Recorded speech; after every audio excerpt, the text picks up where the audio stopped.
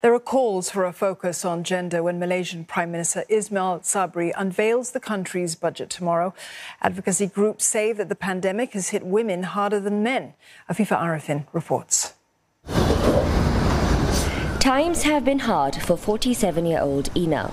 She lost her job as a cleaner in a hotel when the COVID-19 pandemic struck last year. Shortly after, her mother fell ill and became bedridden. Ina, who is a single parent, can no longer be the sole breadwinner. She now has to be the main caretaker for her sick mother and her two children, one of whom is a special needs child. Her family has been living on aid given by the authorities and has received support from NGOs so far. But Ina still struggles to put enough food on the table every day.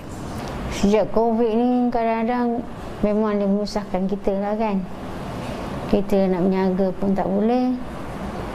Kerja pun tak ada, dah kena buang.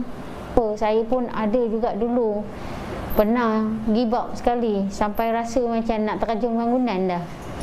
Rasa macam kita dah tak boleh nak fikir macam mana lagi dah. COVID tu pun dia orang ada bantuan. Dia orang bagi bantu tiap-tiap orang yang terkesan tu, dia akan bagi barang asas kan.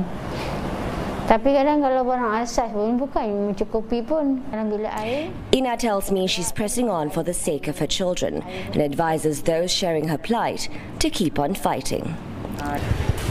During the pandemic, more stories like those of Ina's and other vulnerable women have surfaced. Observers have noted that the setbacks for women in Malaysia are more pronounced in three areas: in employment, in safety from gender-based violence, and in getting access to healthcare. To raise awareness about the struggles of vulnerable women, 20 civil society organizations in Malaysia have come together to form the gender-based group. It's calling on the government to adopt a more gender-inclusive budget for 2022 by ensuring the budget works for everyone. This could mean setting aside specific allocations for both men and women to address gender gaps in society made worse by the pandemic. So a gender-responsive budget is a national budget that considers boys and girls, men and women. It considers everybody based on need. It's cross-cutting, essentially. You could give aid, but if you don't actually target communities in need, you don't actually look at the data that shows who needs what accordingly, then a lot of people are going to fall through the cracks.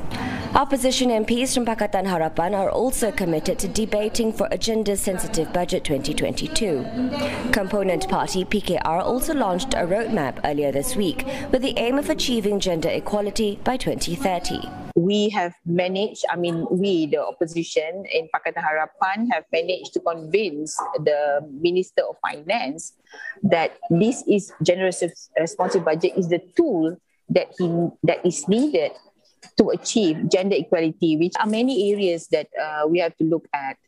Of course, one of the areas is the care economy, where women, we are expecting greater participation of women into the workforce. The opposition are also calling for better facilities and care for victims of domestic violence and for greater focus on mental health. Afifa Arifin, CNA, Kuala Lumpur.